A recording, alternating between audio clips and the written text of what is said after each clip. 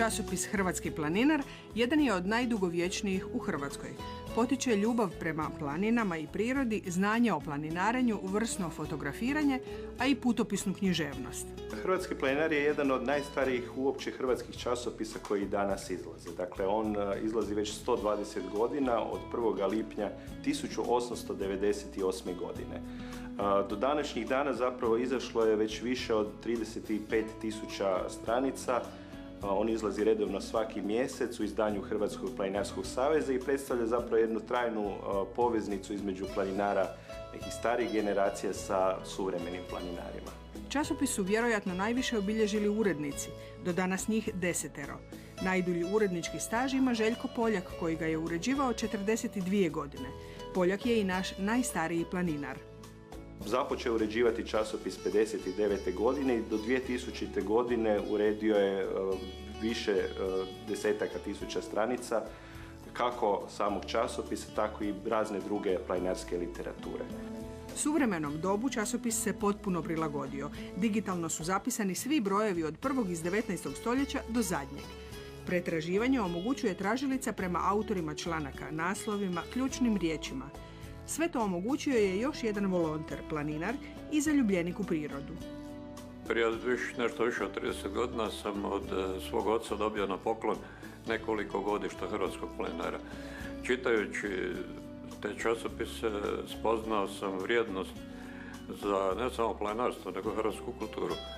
Kako postoji svega 2 kompleta hrvatskih planinara, jedan ovdje u Hrvatskom planinarskom savezu i drugi je u privatnoj posjedu, bilo mi je nekako žao da jednostavno tu vrijednost praktički niko ne može vidjeti. I počeo sam onda računalno zapisivati podatke o tim časopisima. Tako ćete, ako upišete Gerhard Ledić, pročitati članke najpoznatijeg lutajućeg reportera naših prostora, a ako upišete Vladimir Nazor, vidjet ćete fotografiju književnika u planinarskom ozračju.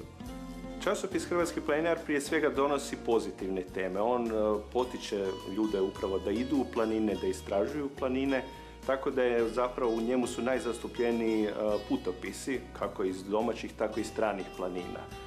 Tu su naravno informacije o novostima u hrvatskim i inozemnim planinama, ali i razni stručni članci o opremi, o planiranju izleta, o društvenim aktivnostima koje se odvijaju putem planinarskih društava i Hrvatskog planinarskog saveza. Kretanje u planinama uvijek zahtijeva od ljudi da imaju određeno iskustvo, da imaju određeno znanje i vještinu, a sam časopis upravo promiče takav jedan organizirani način planinarenja i zato on svakako ima i edukativnu ulogu. On je čak štoviše i od Ministarstva obrazovanja preporučen za korištenje u školama upravo kao časopis koji potiče zapravo i putopisnu književnost i uopće istraživanje ljepota Lijepe naše. Hrvatska planinarska književnost može se pohvaliti putopisnom knjigom iz 16. stoljeća. Petar Zoranić je napisao djelo pod naslovom Planine.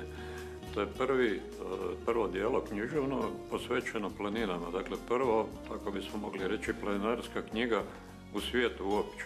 On je zbog nesretne ljubavi krenuo u planinu, u Velebit, da bi na neki način se izliječio, da bi se utješio i putovao je doista kroz Velebit, sretao tamo pastire, stanovnike, s njima zapisivao razgovore i proputovao jedan dobar dio Velebita i opisao u tom svom dijelu uz ostalo i taj svoj put. Ako želite prolistati časopis, možete odmah. Na stranicama Hrvatskog planinarskog saveza hps.hr odaberite Hrvatski planinar. Čitajte i uživajte.